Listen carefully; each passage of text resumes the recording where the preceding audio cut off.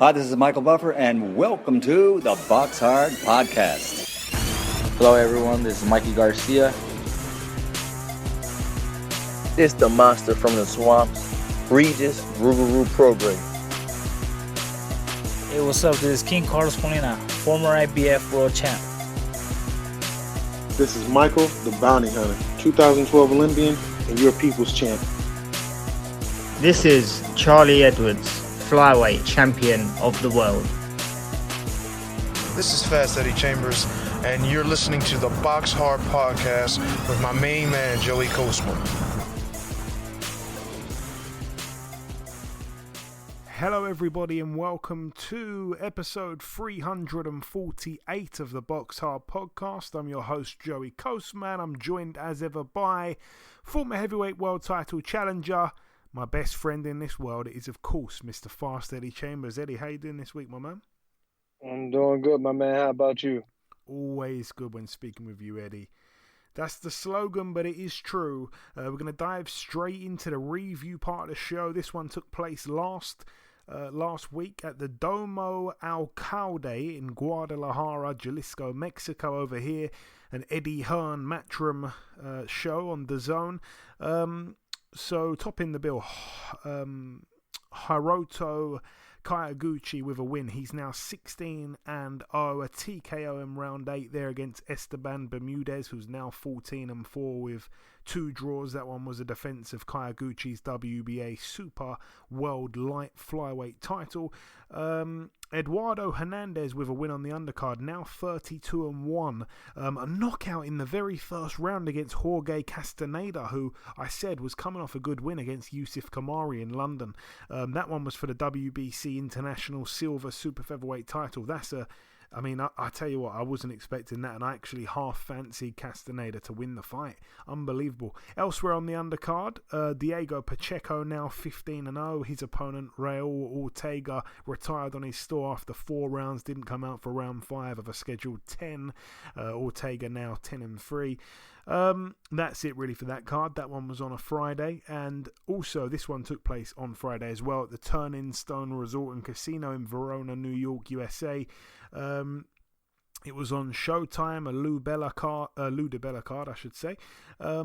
Heavyweight Bakadir Jalalov, now 11-0, a KO in the 8th and final round against Jack Malaway, who's now 11-3 with a draw. Jalalov actually had a point took off in round 4 himself. On the undercard, it's heartbreak really for friend of the show Tyler Tomlin. He lost his He's now 13-1. He did get in there with another undefeated fighter. Somebody's had to go, and it was his. The undefeated fighter in the other corner, still undefeated, now 11-0, Chan Tonson. A TKO win for him in round 5 against Tyler Tomlin, so gutted for him. Really nice guy. Again, signed to Lou DiBella. Moving out now to the Saturday. This one took place at the Wembley Arena in London over here. It was on Sky Sports. Let's start with the undercard. We're going to run through this. A win for Shannon Ryan, who's now 2-0. Both her wins have been on points. She won here over 4 rounds against Gemma Rug, who's now 3-4. Ebony Jones with a really, really good win, actually. I think she kind of went away after that draw in her second fight, I think it was, as a pro. She's now 2-0 with 1 draw. But yeah, she went away, I think, after the draw and really has improved. And she looked brilliant. She really boxed excellently against Beck Connolly, who, as I've said before, I really think, you know, she's too tough for her own good, really.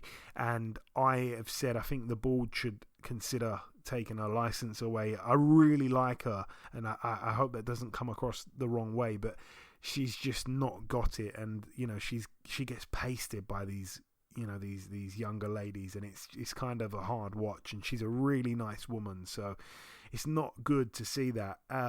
But yeah, credit to Ebony Jones, who boxed really, really well. Obviously, that's who she was put in with, and she did a job on Beck Connolly. She really did, won every round. Vidal Riley with a first round TKO against Joan Volau, who I think was a late replacement or a late addition, whatever. He's now 5-8. Nothing really exciting, I don't think. We can't get carried away here. Vidal Riley now 6-0. Good knockout, I guess.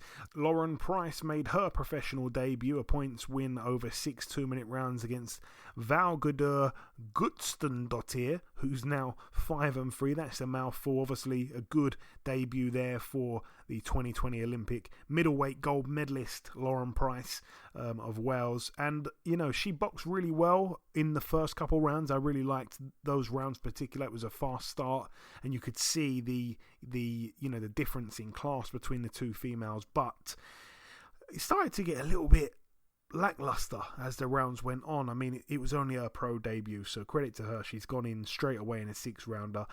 Chris Congo with a really, really impressive win, actually. He's now 14-1. It was as expected against the teak tough Sebastian Formella, who's now 23-3. Again, Formella's 3 losses have all been on points. The other 2 losses were to Sean Porter and Conor Benn. I think Chris Congo actually hurt Formella a few times during the fight, and I don't really remember him off the top of my head being hurt against Conor Benn or Sean Porter, and I do have an awful memory, so maybe he was massively hurt. I can't remember it though, and I think Chris Congo did well to really hurt him and buzz him at times, but he's got a good poker face and he played it off well and he came back strong and he won a few rounds in there. It was a tight-ish fight, I guess. That one was for the vacant WBC International Silver Welterweight title. Congo was cut as well over his left eye. But no, a good learning fight for Chris Congo. Really, really, really good win. And that one, I mean, I put some money on that. For me, that was like free money, really, because I couldn't see him getting Formella out of there. No way. But credit to Chris Congo. It's a big step up and a big win. Elsewhere on the card, Jermaine Brown of Kingston upon Thames lost his O. He's now 12-1. A unanimous decision over 10 rounds to Zach Chelly, who's now 12-1 with a draw. He's the new English super middleweight champion. Really good fight, by the way. Zach Chelly, especially late on, seemed to start taking over. But it was a really good action-packed fight. And the main event, Richard Riakporhe with a TKO in round 2 against Italy's Fabio Turchi, who's now 20-2. I didn't expect it to come that early for Richard Riakporhe, but it was a nice knockout. Now 15-0. He needs to be stepped up. They do a lot of talking about big names for him. And, I want to see the fights now. I think we've seen enough of these kind of opponents, and I'm going to say that respectfully because he has only had 15 fights here, but I think that he is a lot better than these kind of oppositions that he's been boxing, and I think they've talked up some real big names for him, but we haven't really seen the fights. I respect the Dion Juma fight that he had last time before this one, but I want to see more of that, more maybe domestic fights. I suppose he's had them actually when you think about it, the Chris Billum Smiths and all that. He's got quite a solid resume. Maybe I'm being a bit harsh, to be honest, but I think that he's got a few levels he can go through, and I think he could be a threat really on that world level, dare I say. And I don't want to jump my gun too much, but I think he's got a lot of talent, Riakporhe. Anyway, that was it for the Wembley Arena card. Moving out now to this one at the Telford International Centre in Telford, Shropshire, United Kingdom. It was live on BT Sport. Let's start with the undercard. A win for Muhammad Ali. He's now 4-0, a points win over 6 against Brian Marina, who's now 11-28 with a draw. Willie Hutchinson, friend of the show, returned with a win, 14-1 now. His opponent, Carol Horsek, retired on his store after 3 rounds, didn't come out for round 4. He's now 18-14 with 3 draws. A win for Liam Davies as well in the main event. A really good win, actually. Had Mark Leach down in the first round, and Mark Leach got back up and probably lost the next couple rounds, but then as the fight wore on, he started to come back in with his experience. It started to show there, and he made it very tough for Liam Davies, who lost a few rounds in a row, and it made it really close in the end. I think there might have been one wide scorecard. I think it was Terry O'Connor with it, But other than that, a unanimous decision for Liam Davies. He's the new British super bantamweight champion. I think he did deserve it. It wasn't too wide, I don't think, in my opinion. I think it was very close. But I think the right man won. And Mark Leach, now 18-2 with a draw. He was the favourite, of course. But I think Liam Davies stepped up in class and stepped up a lot of levels, really, and boxed fantastically. I almost thought that it was maybe a step too far too soon. And if he were to lose badly to Mark Leach or get knocked out, it would have been a real, unnecessary risk after the fact. You'd be thinking, damn, that was a bit early maybe. And I think the matchmaking was a little bit kamikaze style, but it seemed to work for him, and he had to dig deep, and he will learn a lot in victory there. So he's a new British super bantamweight champion. He took the title to, I think it was his grandfather's grave the following day. He promised his grandfather he would do that if he won a British title. He did it the very next day. Classy stuff. Big fan of Liam Davies. All the best to him. And elsewhere on the undercard, friend of the show, Casey Kadami, he had the third fight with Ayaz Ahmed, and it ended in a split draw. So the two men have had 3 fights now. The first one was really close, and Ahmed got the decision. And the second was a draw, and the third is a draw as well. Split draw over 12 there for the vacant British super flyweight title. I don't think we're going to see the full fight, but I don't know, these guys, as I said last week, they're so close. They're so close that you'd almost think they're related. And I mean that because I'm saying they're so close in who's better than the other one. It's like 51-49, 50-50. You couldn't be any more evenly matched, these two guys here. They're so evenly matched.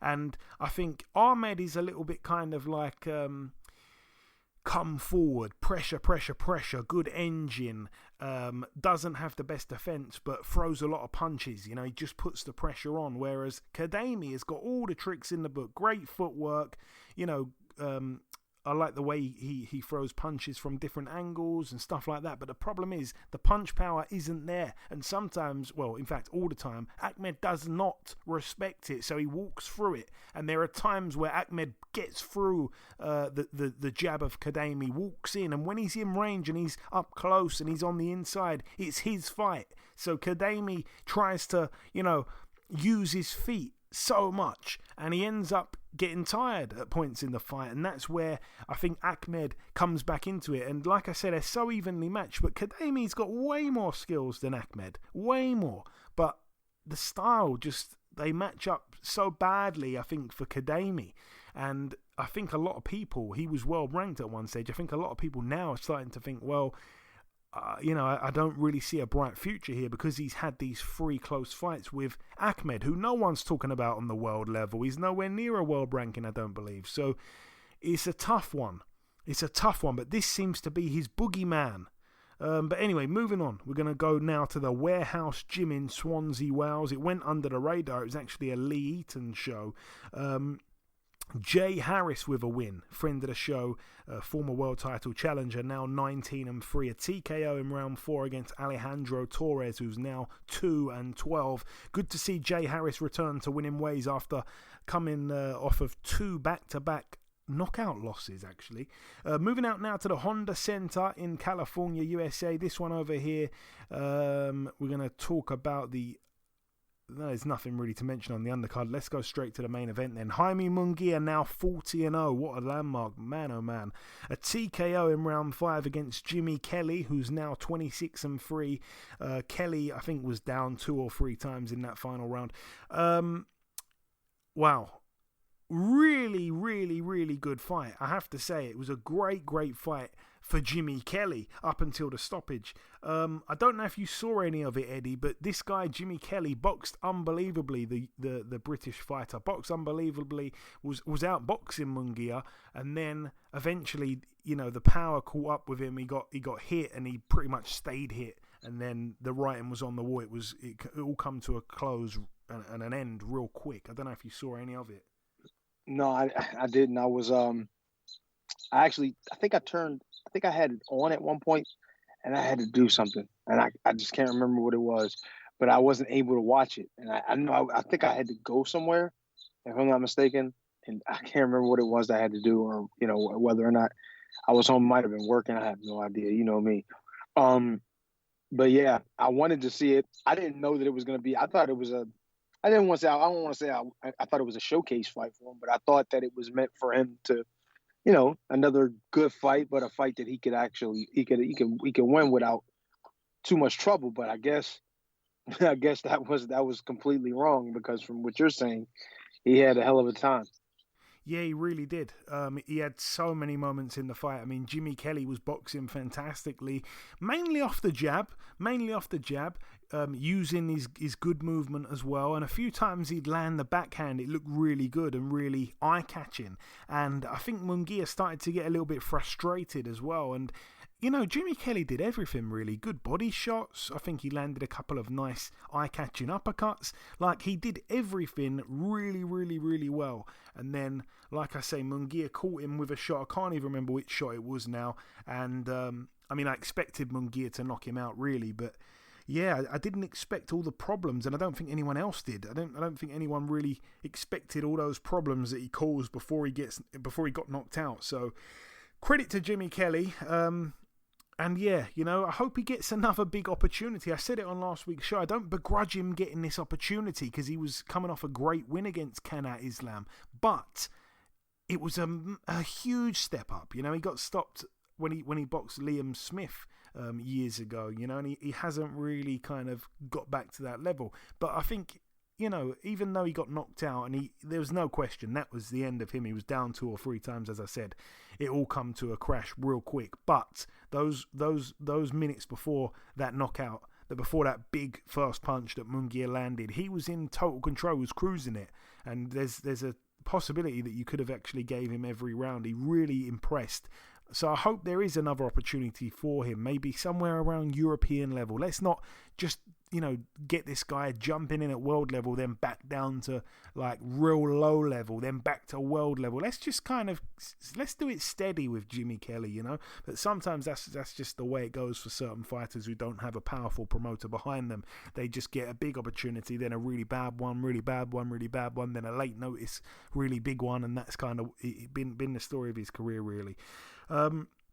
Moving out now to the Casino Miami Jai Alai in Miami, Florida, USA, a Don King Promotions card.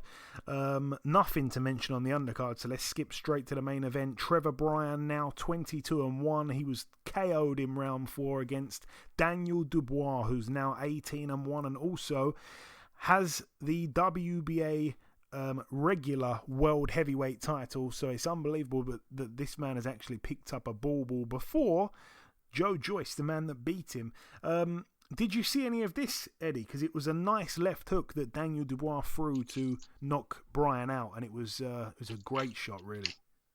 Yeah, I saw the highlight of the knockout. I also seen a couple of the rounds. I think I watched a round or two of how it came about, and what was going on in the fight. A little, I think I can't really remember, but I really remember the knockout. So,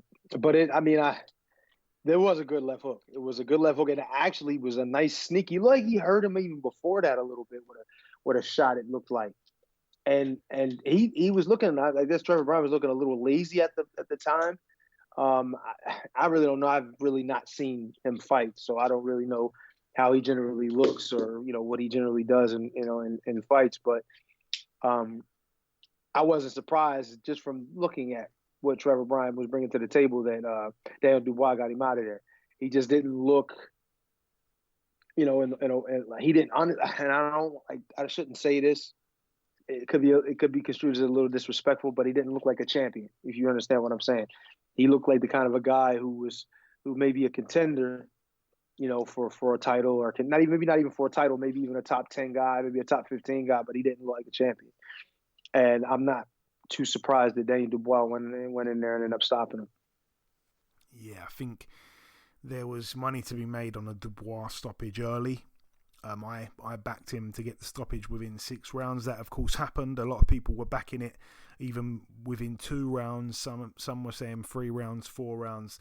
So, yeah, I think a lot of people made some money on that one, and we all expected it to happen. Daniel Dubois, just too strong, too youthful, too powerful, really. That's just it in a nutshell. And Trevor Bryan, even though he rode a lot of shots well and showed quite a good chin at times, and I was thinking, wow, Dubois is going to have to come up with a few more ideas here, because he was nailing him at times. And I say nailing him, he was hitting him with good-looking shots, but they weren't having an effect, and I think he needed to switch it up and be a little bit less predictable. And I was starting to think, wow, he's going to have to think here to get him out of there, but he didn't really. He just carried on doing what he did round after round. Trevor Bryan was quite negative, and then in the end, Trevor Bryan gets caught, walked onto a great shot, and that was it. I mean, face down, it was a great knockout. He tried to get back up bravely, and it was good to see the pair show some good sportsmanship after the fight.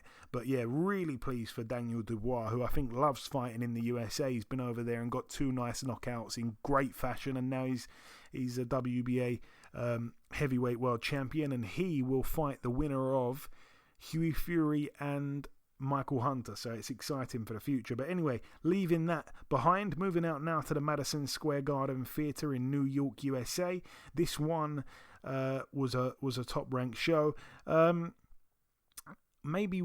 fight to mention on the undercard. Josue Vargas, now 20-3. I'm not sure if you saw this, Eddie. He was knocked out in 2 rounds by Dakota Linga, who's now 13-5 with 3 draws. People are saying that is the end of Vargas. He should retire. He doesn't have a chin. There was all kinds of bad stuff said about him, but let's be real here. He was fighting a guy who he should have absolutely annihilated, and something is not quite right with Vargas, man. Like, he got hit, he was all over the place. The referee tried to give him chances to carry on, and there's headlines now that is saying the referee tried to get him killed. That's how one-sided it was. He should have waved it off and not let him carry on after getting up from the first knockdown. He was down heavy, he got back up, he was absolutely all over the place, and he just got obliterated, really, by a guy who, skill set wise shouldn't be able to lace his boots. It was embarrassingly one-sided. Yes, actually, Joe, I saw it. I mean, I didn't see the whole fight. I saw the craziness that went on with the knockout, and when it finally was actually, when he actually rendered it as a knockout. And it's just like, sometimes you want, or you need, or maybe you're told, I guess, with the refs and stuff like that, what should happen and what you expect to happen. And I understand you giving a guy a chance, but when a guy is in that way, where he can't really stand, he really can't defend himself, he's not really capable, and you clearly getting hit and getting hurt every time a shot is landed, regardless of what money's on it, what interest you have in it. And, let's be honest, sometimes, you're told to do certain things, and, even as official, you kind of, got to do it. And, but in this case, like, we've seen too many times where guys don't come out. Look at what just happened with the guy punching the invisible opponent. Exactly. He passes away. They mentioned that on the exact same broadcast as well. I think right. It was bad, but Tim Bradley brought it up. I think they were saying, did you see that viral clip the other day? And it was kind of commentator to commentator. And they were kind of finding it funny because they didn't know. And then about 2 minutes later, Tim Bradley come on and said, I just got word that the guy actually passed away. I'm so sorry. But it was a real commentating blunder. And it's just ironic that they mentioned that on the same broadcast where this happened. Yep. And it just shows you, you know what I mean, that things like this can happen. And this is a gladiator sport. Let's not get it twisted. Just because you see these guys, and some guys are, they fight defensively, they stay safe, and, the fights sometimes can be boring and all of that. You realize these guys get in there and taking their lives in your hands to entertain you. They entertain people. You know what I'm saying? And it has to be respected. And just even if you have an interest, even if it's a betting interest, which, I mean, look, if I put money on somebody, I want to see them win almost at all costs. You know what I'm saying? Where I don't care what the cost is. And I think sometimes that's looked at like that. And it's like, as a ref, you have to do your job. He called the first knockdown a slip. He got rocked and went down, and he called it a slip. He gets back up. He's taking all kinds of shots. First of all, he called it a slip and just basically lets him stand there for a half second and then, come on back in, go and pound on him again. And he's getting hit with flush, big shots on the ropes. And he's basically going through the ropes, barely hanging on, taking bombs one after another. And finally, he goes down and he actually calls it a knockdown. Gives him the 8 count. He's getting up. He can't even stay straight. Look what happened with Rolly Romero when he got knocked down. He made one little false move and his leg jiggled a little bit too much. They stopped that thing right away. This dude couldn't even stay. He literally almost had to have help. And he still let him go in there and take more punishment because he's hoping that he gets his stuff back together and could get in there and somehow win that fight because that's what's supposed to happen. That's what we want to happen. But that's not the way things it should be. That fighter won the fight. He shouldn't have been able to lace his boots. Yeah, we all know that happens. You know what I mean? Sometimes those fighters get upset. That's just the way it is. And if you got money on it or whatever, I don't give a shit. In this situation, he could have lost his life. You know what I mean? He could have been walking around like everything's fine after the fight and all of a sudden collapses and dies. Just because you had a little more of an interest in financially than what he did, in his life, which is just ridiculous. It's ridiculous. That should never happen. That should in his corner too. I don't even know if they were. I think wasn't it the doctor that jumped up on the ring and got him in there to make him stop the fight? Yeah, I think that was it. I think 2 doctors climbed up on the ring apron. It wasn't even his corner. Are you kidding me? It's crazy to see shit like this, and it upsets me because you work this hard your whole life. You get yourself into a position to get an opportunity to win a fight and make some money and make a living, and then sometimes it doesn't work out, but you get put into a situation and you can almost lose your life. You know what I'm saying? You can almost lose your life, and these guys they just don't care. And that's why you have to care for yourself. If you're as a fighter, you got to do what's best for you. You know what I mean? And I think that's overlooked by a lot of fighters. They look at these managers and these promoters and they just, they let them do everything, let them control them. In some ways control their life. And it's like, you can't do that. You gotta speak up for yourself. And I wish I could, in some ways, I wish I could do it over again because I would definitely speak up a lot more for myself than what I have done in the past. And I think these young fighters need to really pay attention to these situations and really take heed and make sure that they looking out for themselves. You know what I mean? Have the right team around you and definitely look out for yourself. Yeah, well said, Eddie. And the main event on that card, Edgar Berlanga, now 20-0, a unanimous decision over 10 rounds against Roma Alexis Angulo, now 27-3. Again, Berlanga with a good win. I think he showed a more kind of composed side of himself, and I would say he boxed quite cleverly. I still am just dumbfounded by the drop-off since those first 16 or whatever first round knockouts that he gathered in a row.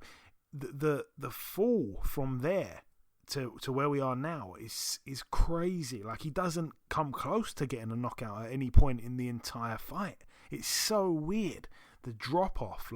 I almost can't explain it.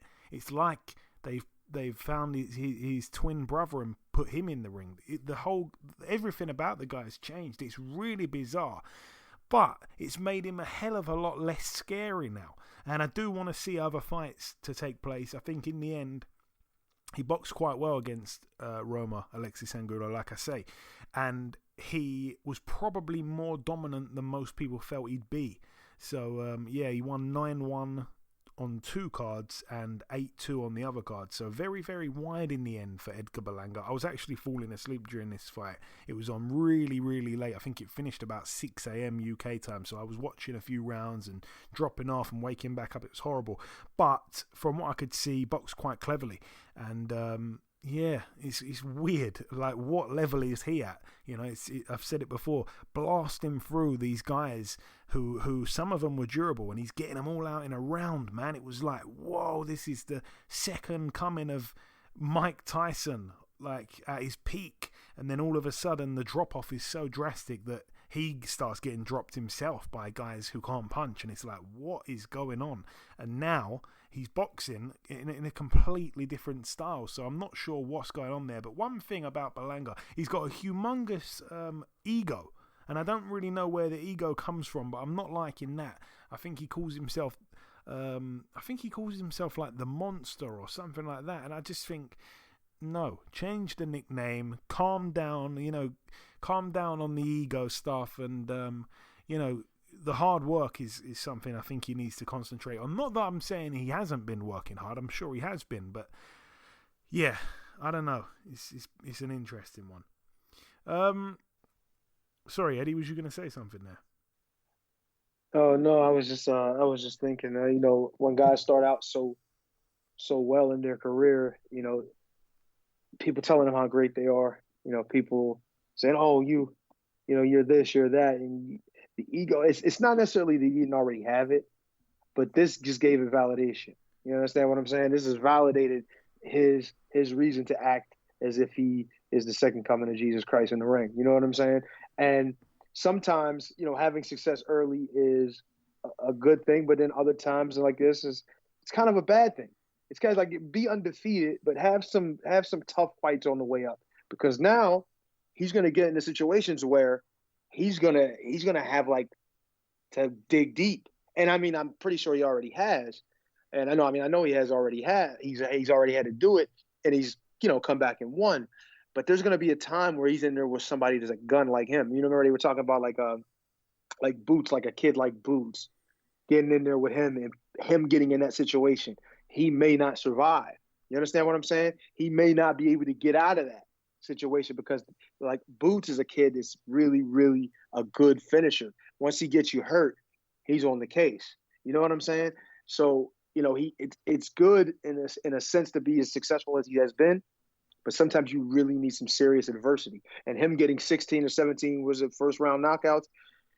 I mean, you can only fight who's in front of you, and the outcome is the outcome. You know what I mean? And you don't get paid for overtime. So definitely take care of business as you're supposed to. But sometimes it's a gift and a curse, because now we're seeing, like most of the time the cream rises to the top in this situation. So he has won, but we'll see in the future just how good he really is when he faces somebody on even terms with him.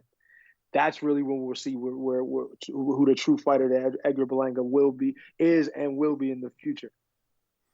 Yeah, and there's some great fights. Obviously, I think we had David Benavidez on the show a few weeks ago, and I didn't know that they had a little bit of previous, and I said to David Benavidez, hey, what do you think about this guy? He's younger than you, he's coming up, he got all these knockouts, he was really impressing, he's the new kid on the block kind of thing. You were that guy, a few years ago, and he's kind of that guy now, so what do you think of him? And he had basically said, yeah, he's mentioned my name before in the past, and then when we say, okay, let's do the fight, he says he's not ready. Don't call me out if you're not ready. And he actually went on to say, when the fight does happen, I'll be knocking him out.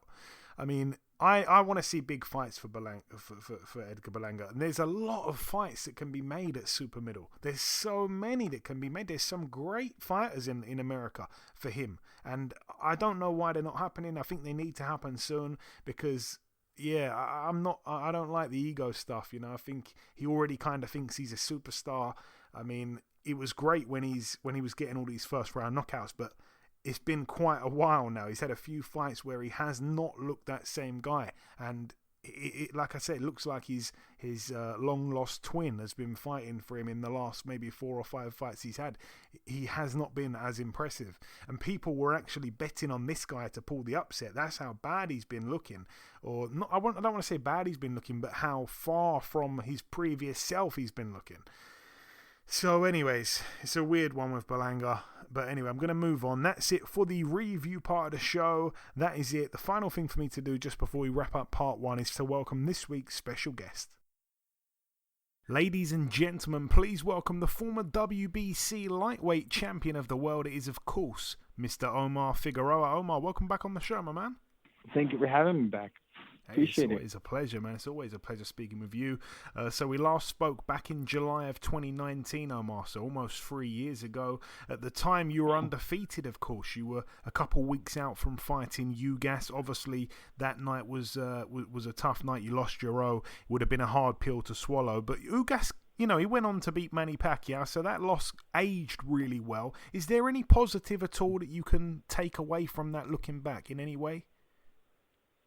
Absolutely not. I was just in a completely different place mentally, physically. I mean, it's like that person doesn't exist anymore. Okay. And obviously, I've got to touch on it. You were out the ring for 10 months, then you came back and lost to Abel Ramos, and it was a bizarre performance from you, really, because it wasn't the Omar that we're used to seeing. How do you assess that one looking back? Obviously, that's your most recent fight. Yeah, it honestly just feels like a blur. I don't even know how to explain my thought process or my mind at that point. I feel like it's all a blur, but after the fight, that's when I find out why, things were going the way they were going and why my life just seemed to be spiraling out of control. But I feel like I have grip on that now, and I mean, yeah, it all came down to, my mental health and me looking after myself. And Omar, I don't want to push too much into that, and I completely understand if it's something you're not comfortable to talk about, but can you elaborate in any way about what was, I guess, putting you in this kind of bad place, this dark place? Well, yeah, I mean, I feel like it happened for a reason, and I'm not one to believe in stuff like that or care much to say stuff like that. But when you take a look at my life and the way that it planned out, I mean, it's the only thing that makes sense.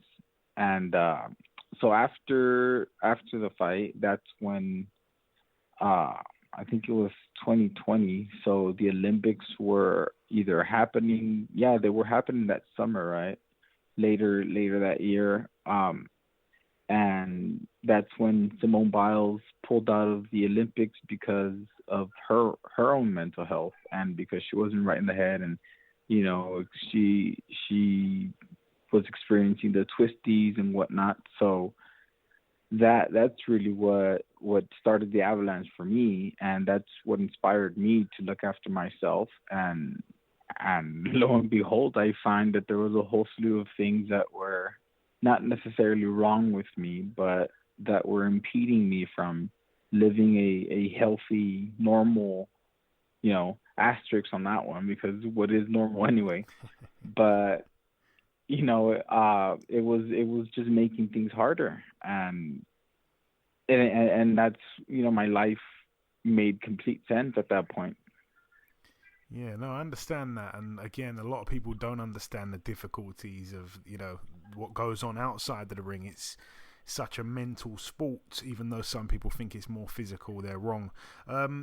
The last kind of question on the past, I'm going to not dwell too much in the past, but since we last spoke, it has to be said as well, your brother Brandon, who I interview a lot these days, also lost his O to Stephen Fulton.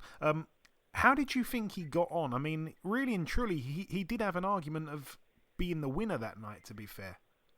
Well, I think he was the winner. It wasn't just an argument. The argument was whether Fulton had won. But it all came down, I feel, to just, same old boxing politics. My brother was moving up in weight, and he had announced that prior to the fight. So, I mean, we don't want to point fingers or blame anyone, but, we all know how boxing works. And since Fulton was going to stay in that division, I feel like it made more sense for him to keep the belt. And that's essentially what happened. But yeah, focusing on the positives, you do have a fight date lined up, which is very exciting. Before we discuss the date itself and the opponent, do you feel, Omar, that this is a must-win fight? I mean, a loss here would be 3 in a row. That would be a real bad place, of course. Yeah, I mean, obviously every fight is a must-win fight in this sport. But we take we're taking this fight a lot more seriously in that sense.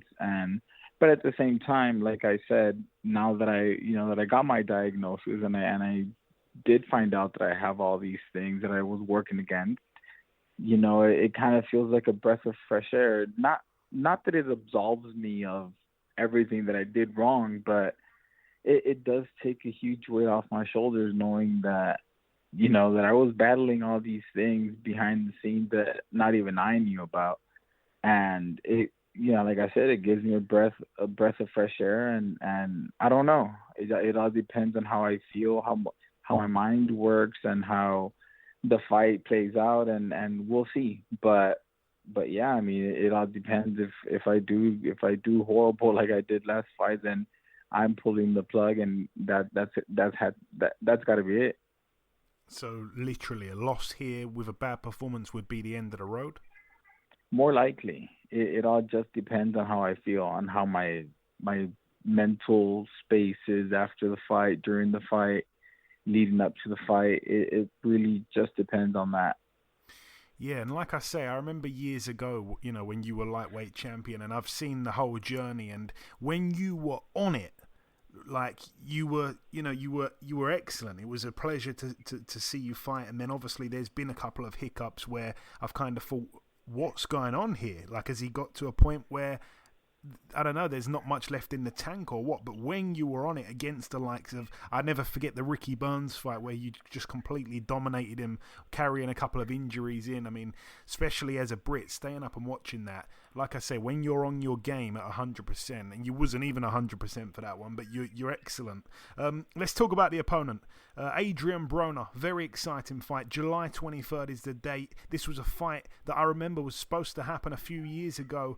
Do you feel, Omar, that this is the perfect kind of name to get you motivated, I guess, to give it your all in training, and on fight night itself? It's a perfect name, I think. Well, I mean, I don't think the name matters. At the end of the day, nobody wants to lose, and nobody wants to look horrible, especially doing it or anything. We all, I mean, at least from my experience, I try to give my best every chance that I get, and I go out there, I lay it all on the line, and it's all or nothing all the time. But obviously there were bigger things at play, and so nothing changes. I'm still training 100% to the best of my abilities, and I'm working with my dad again, which is something that really helps. I have my family with me, and that's making it a lot easier to put up with a lot of these things that I'm dealing with, on the outside of boxing, which allows me to focus solely on boxing and make sure that I'm as ready as possible. And the fight takes place in Chicago, am I right in saying? Yes. Okay, Chicago. And I'm guessing, because I haven't seen a wide announcement unless I've been hiding under a rock, I'm guessing it's going to be at welterweight? No, last I know it's at 140. Ah, okay. Well, yeah, I think you're both more naturally suited to that weight anyway, so that makes it better. I want to ask you, Omar, what are your career goals at this point in your career? Honestly, I'm not looking past Adrien Broner. My only goal right now is to be as prepared as possible for him, and I feel like he deserves that. He's no one to be taken lightly, regardless of his status right now, because like myself, I know that I'm a force to be reckoned with, but I didn't have my mentals right. So I feel like it's the same thing with him. It's about who has their mentals right that night, and I feel like that's the person that's going to be victorious. And I've noticed that you've been posting a hell of a lot recently on social media compared to usual, I guess. I remember a few years ago you barely would post anything. Is that proof that you're in a good place, or are you just loving social media at the minute?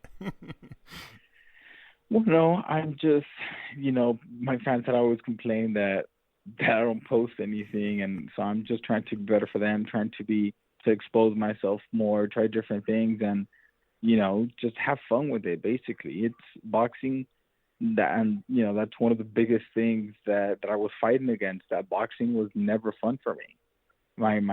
My dad never made it fun. It was never a sport. Even when I started at 6 years old, it was always this serious thing that I had to be the best at, and there's so much that happened behind the scenes, in order for that to happen. And when I became world champ at 20, I think I was 22 years old. That it was the culmination of 16 years of hard work to that point. And it wasn't like we were screwing around in the gym and all that. We were going hard, and we were training hard, and we were sparring hard. And, so I feel like it all came to a standstill when the mental health stuff and the injuries and everything it just got to a point where it was just too much. But now things are completely different. Well, I'm really happy to hear that you're in a good place, and you sound it. I feel like I can tell it in your voice, to be honest. We spoke a few times over the years, and you sound different this time than you have sounded, I think, for a while, which is very good to hear. I was going to ask you this one, but I'm not entirely sure that, welterweight's really your weight class at the minute if this fight's going to be at 140. But it looks like we're going to see Spence and Crawford happening next down the line, perhaps even the late part of this year. Who do you favour in that one, man? Well, I never really I haven't watched much of Crawford, but I know that Errol Spence is a completely different animal, so it's going to be an interesting fight. I would give the edge to Spence just because I have shared the ring with him, and I know how strong he is, and I know that he's an incredible athlete, so I'm gonna have to go with Spence. But like I said, I don't know much about Crawford. I don't think I've ever watched him fight. But I know that he's an amazing fighter as well, so I just hope that it's a great fight for boxing. Okay, well, your brother, Brandon, we mentioned earlier, he also has a comeback fight penciled in. He fights 2 weeks before you do. He gets in with Carlos Castro. Quite a hard comeback fight, to be completely honest. How is Brandon, and how do you think his fight will go, Omar? Brandon's doing great right now. He looks in incredible shape, and obviously we're sharing camp together, so I can see his evolution and the way he's training, and I can say that he's going to be in great shape as he always is. And, I have full confidence in him, especially moving up in weight, that he's not going to be as drained. He's going to be stronger and faster and everything. So I feel like we're going to see the best version of my brother yet. Oh man, that does really excite me because he's been delivering every fight recently. That's for sure, throwing about 10,000 punches around. My final question for you, Omar: what's your prediction for your fight if you have one? How does it go come July 23rd? I'm guessing I'm sure the game plan is to be extremely busy. Well, yeah, the game plan is to win, and no matter how we do it. So I don't have a prediction. I can honestly just say that I'm going to be hopefully in the best mental state I've ever been, in great physical state as per usual. And, we're hoping for the best and hope we come out victorious. There we go. And just before we wrap it up, Omar, if you've got any closing words just to the listeners before we let you go, if you want to say anything at all, take it away, my friend. Of course, like always, just grateful for the opportunity to still be here, being mentioned among these great names that exist in boxing. And hopefully this fight is just the beginning of something, something great. And we're just looking forward to it. You deserve it, Omar. You truly do. It's always a pleasure speaking with you, my man. It really is. Thanks for your time. Best of luck July 23rd, and I can't wait to see you go back to winning ways. Thank you. I appreciate it. Okay, now it's time for part 2 on this week's show. This part, of course, the news part of the show. Joseph Parker, friend of our show, has signed a promotional contract with boxer So he'll be fighting, I should say, on Sky Sports, which is great for UK boxing fans. I know he's got a lot of UK boxing fans over here. So he's going to be boxing on Sky. That's fantastic for him, and it's a long-term deal as well. So really pleased for him. He's a lovely guy, Joseph Parker. In other news, there's been a fight that's been announced for July 23rd. The featherweights are going at it. Former world title challenger Joet Gonzalez will be boxing friend of the show Isaac Dogbe, former world champion. That one's going down at the Grand Casino Hinckley, live on ESPN Plus, and I'm assuming Sky Sports. Again, that is Saturday, July 23rd. Tickets start, by the way, at $35. They go on sale. They're actually already on sale, so have a little look at that. I don't think the main the full card has been announced just yet, but it's a decent fight there. Joet Gonzalez is a tough task, really, for Dogbe, who, again, in his last few fights hasn't looked fantastic. I remember he had a close one with Adam Lopez. So it's going to be interesting, but I love Isaac Dogbe, really good guy. In other news, we have the unfortunate postponement of Fury Hunter. It was going to be taking place July 2nd. There's going to be a new date announced soon, I think, for the rescheduled date. Hughie Fury got ill, and it was his father, Peter Fury's decision to say that we're not going to be ready July 2nd. And everyone on the undercard is devastated, because we were going to see the pro debut of Ben Whittaker, the 2020 British Olympian. We were going to see a fight on the undercard with Bradley Ray, friend of the show. We were going to also see the exhibition return of Ricky Hatton getting in with Marco Antonio Barrera. That is off as well. So the whole show has had the plug pulled on it, and hopefully we get a new date soon. Hughie Fury, Michael Hunter, and all the undercard action as well. Hopefully it all takes place pretty soon. I think that's it for the rest of the news. Oh no, there's one other piece of news actually. We're going to see a card take place in Australia. It's going to be Matchroom Boxing's first Australian card. It's going to be on, what's the date?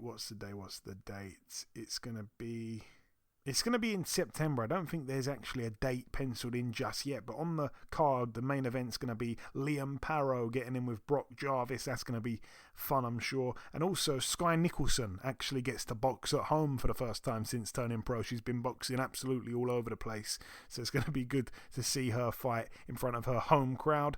That is it, though, for the news part of the show. Moving on to the preview part, we're going to start here with this one. It takes place tomorrow night. It's really very much snuck under the radar. It's going to be on Channel 5 at the Echo Arena, Liverpool, Merseyside, United Kingdom. We're going to see topping the bill Nathan Gorman, 18-1 in a 10-rounder against Thomas Salek, who's 17-3. I think he got stopped in 2 of his 3 losses, if I'm not mistaken, and 1 loss was to Pavel Sauer, who shared the ring once upon a time with Hughie Fury. He lost to Pavel Sauer, and then he come back, and I think it was in his last fight he avenged that loss to Pavel Sauer, so he's coming off a win. It's for the vacant IBF International Heavyweight title. Elsewhere on the card, friend of the show, the 2016 Olympian Josh Kelly, 10-1 with a draw in a 10-rounder against Peter Kramer, who's 12-5 with 3 draws. That's about it really for that undercard there. Moving out now to the Bayou Event Center in Houston, Texas, USA. Friend of the show, Melissa Odessa Parker, 5-0 in a 10 2-minute round contest against the undefeated McKenna Tansley. She's also 5-0. Somebody's own must go here. It's for the IBO World Female Bantamweight title. All the very best there to Melissa Odessa Parker. Moving out now to the Leeds United FC Banqueting Suite in Elm Road, Leeds, Yorkshire, United Kingdom. That's a mouthful there. It takes place on Saturday night. I'm not sure if it's going to be shown anywhere. I'm not sure, because it's a Probellum show, if I'm not mistaken. I could be wrong. I think it could be Probellum, maybe in association with someone else. I don't know if it's going to be on Eurosport. I'm not entirely sure. I don't know if it's going to be on YouTube. I've got no idea, but I'm going to mention it anyway. Topping the bill, Jack Bateson, 16-0 in a 10-rounder there against Diego Alberto Ruiz, who's 23-4 with a draw. That's for the vacant WBA Intercontinental Super Bantamweight title. On the undercard, friend of the show, Archie Sharp, 21-0. No opponent just yet for him. In fact, no, he has got an opponent. he has got an opponent. He told me it the other day. Alex Rat, he's boxing, a guy called Alex Rat, who, let me quickly check him out real quick. Shouldn't be doing this, I should have all had it planned. But yeah, Alex Rat is 14-4 with 2 draws, if that's still going ahead, coming off of 6 wins in a row. One of his losses, in fact, all of his losses came to guys I'm not too familiar with. But anyway, Archie Sharp sitting comfortably in that number 1 position, soon to be called mandatory for Shakur Stevenson's WBO Super Featherweight World Title. 21-0 Archie Sharp. Elsewhere on the card, another friend of the show, 23-2 Mr. O'Hara Davies. No opponent just yet for him. And now moving out to the big one. Eddie, I don't know if you're planning on watching it, but if you wasn't already, I'm going to say you absolutely need to.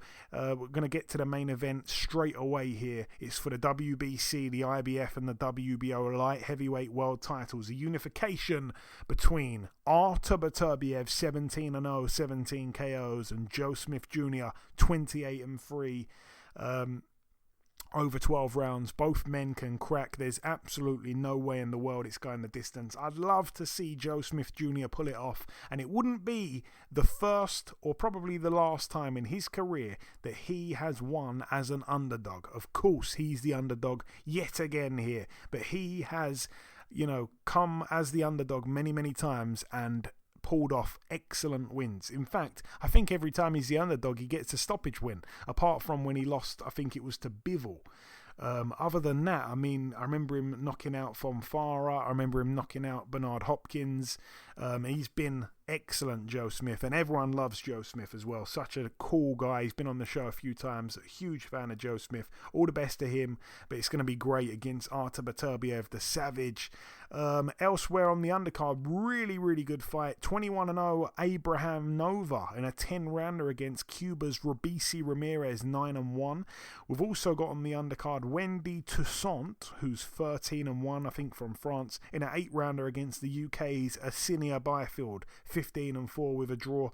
Not sure what he's been doing in his recent years. He seems to be boxing in weird countries here, there and everywhere, and having really weird fights. Like I think he boxed a few times in Eastern Europe, just on weird undercards. I'm not sure who on earth he's being managed or promoted by, but anyways, he pops up on this card at the Madison Square Garden Theatre. You can't knock him for that. I'm really happy for him to get an opportunity on a huge undercard like this. But yeah, all eyes to the main event. Artur Beterbiev, Joe Smith Jr. Eddie. Beterbiev getting up there in age, doesn't really show any signs just yet of slowing down though. But Joe Smith, man, he packs a punch. He's exciting. He's certainly going to bring it, and if he's going to be knocked out, I'm sure he's going to go out on his shield. But I don't know. You know both guys. What kind of chance do you give Joe Smith? Well, I mean, it looks as if Beterbiev has a granite chin, so it's hard sometimes to think that he could possibly be hurt by anyone. We've seen him in there with Marcus Brown. We've seen him there with several other guys who were supposed to be pretty good punchers or decent punchers, and stopped other guys, but just couldn't crack his shell. You know what I mean? So he got dropped by Callum Johnson of the UK. Yeah. Oh wow! So they're it. Oh, but Callum Johnson can punch like whoa, like a massive puncher, huh? Yeah. I mean, he boxed Johnson. Johnson dropped him. He got back up and knocked Johnson out. But it was a great fight while it lasted, about 4 or 5 years ago now. Okay. Well, I mean, even with that, you get up and he knocks the guy out. I mean, being knocked down does not say that you don't have a good chin or you don't have a granite chin. It just sometimes it makes it a little harder to get you down. And I think that's what the situation is with Beterbiev. And it's like, we do know that Joe Smith can crack, and he's tough, and he thrives in the underdog position. And it's a feel-good situation, like if to see Joe Smith come out and win. He's a good dude. He's a blue-collar kind of guy. You know what I mean? He's worked so hard. He's been down. He's lost fights, and he's come back, and he's won. Now he's a titleist, or has been a titleist. And it's like, you can't help but to root for a guy like that. You know what I mean? He has your utmost respect just because of his attitude and the way he carries himself, and then how he fights. On top of that, big puncher, maybe not the most talented or skilled guy in the world, but he's always working on it. You know what I mean? You can really respect that. And I respect that. I mean, I would like to see him do well in this fight. We know that Beterbiev is the killer. You know what I mean? He's the one guy that you just know that eventually he's going to get to you. You know what I mean? No matter how good of a fighter you are, eventually he's going to be able to put his hands on you. And when he does that, most of the time, that means you're not going to last, very much longer. So, and we know Joe Smith is not going to be hard to find because he's coming forward. He believes in his power. He believes in his chances. So, I mean, I think it's going to be a hell of a fight for as long as it lasts. But I think, and I hate to say it, but I think he's going to, Beterbiev, I think is going to end up stopping him probably mid rounds, maybe even earlier. Mainly because he's not going to be, like I said, difficult to find. They're going to be pretty much getting it in, slugging it out. Now, Joe Smith can surprise us and come in here and say, hey, I'm going to box a little bit. I'm going to use my power for good, not for evil in this situation. You know what I'm saying? He may get behind that jab, get on that back foot, and use those big punches to keep Beterbiev on his back foot a little. And if he's able to do that and sustain that, shit, we might get a decision out of him. You know what I mean? You never know. Boxing is the theater of the unexpected. Always has been. So don't be surprised to see something like that possibly happen. I doubt it, but you never know. Yeah, and that's what is so exciting about Joe Smith. I mean, he turned pro back in 2009 now, but he put together 6 knockouts in a row, all within 2 rounds. Then he gets stopped in a shock upset when he lost. He got stopped in round 4 against Eddie Caminero. No, not Eddie Chambers, but it was close. And then, of course, he comes back. He starts knocking guys out again. And then he gets the big opportunity against Andre Fonfara. And it was going to be on NBC, so a big network. And he stops Fonfara in 1 round, which was super impressive, man. Super impressive. Because at the time, Fonfara had just beaten Nathan Cleverly. He'd just beaten in the fight before that Julio Cesar Chavez. He gave a good fight to Adonis Stevenson a bit before that, and he gets wiped out in 1 round by Joe Smith. Joe Smith goes away, then comes and fights Bernard Hopkins. Fair enough, Bernard Hopkins was about 107 for the fight, but Bernard, that was the fight where he got knocked through the ropes and out the ring, and he landed on his head and said he couldn't walk. Really bizarre, but it was a great win for him. Then he comes back and gets his jaw broken in the first round against Sullivan Barrera, but also drops Barrera in that first round, but goes on to lose a close, well, not close really in the end, but goes on to lose on points. Then he comes back with a good win. Then he gets straight in with Dimitri Bivol, and he loses over 12 rounds quite wide. He was just outboxed by the much sounder boxer, but he did hit Bivol with a right hand that rocked Bivol to his boots just as the bell ended. Bivol put his gloves down. It was probably a second after the bell, but I'm a big Joe Smith fan, so I'm going to pretend I didn't say that. And he hits him with a great shot, and Bivol was a bit wobbly. And then, since then, he's been on such a run, Joe Smith. He got in there with Jesse Hart, had him down, beat him on points, a split decision. Then he comes back and knocks out Alida Alvarez in round 9. Then he goes and fights for the world title, wins a majority decision against Maxim Vlasov, who just retired 1 or 2 weeks ago. That was a razor close fight. And he's on a real run now. He's putting together a brilliant run. He's building his legacy. And Artur Beterbiev, I mean, I said he's not really shown any signs of slowing down. And I say that mainly because the last fight against Marcus Brown, I thought Marcus Brown could potentially have the style to cause him a lot of issues. But for me, there weren't many issues, and he really, beat Brown up badly. But he hasn't got an early stoppage for quite a while. His last 3 fights have all been stoppages in round 10, 10, and 9. So they've been going late. And Joe Smith, I mean, he has got the 1 stoppage loss, but it was a long time ago. Since then, he's been in with much bigger punches, and he's been okay. And he, again, believes in his power, and rightly so. And I think, as you say, he's going to bring it to Beterbiev. And I mean, Beterbiev is insanely strong, so it's just going to be a fight that's fought in the center of the ring, I think, and it's just going to be so exciting while it lasts. There's no way in the world it goes the distance.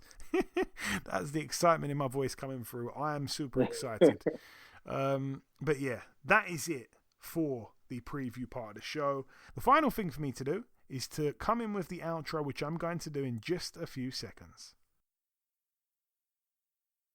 Okay, and this wraps up episode 348 of the BoxHard Podcast. I've been your host, Joey Coastman. Eddie Chambers has been with me for the duration of the show. A huge thank you to our special guest this week, the former WBC Lightweight World Champion, Mr. Omar Figueroa. There has been just one piece of news break whilst we've been recording the show. In fact, no, it's two. We're going to see Dalton Smith be boxing for the vacant British Super Lightweight title when he takes on Sam O'Mason. That one is going to be going down Saturday, August the 6th, in Sheffield at the Utilita Arena. And in other news, Joe Joyce has his opponent finally announced for that July 2nd card at Wembley. He'll be boxing Christian Hammer. But that's about everything from myself. Enjoy your weekends, people. Stay safe, and we shall see you all again next week.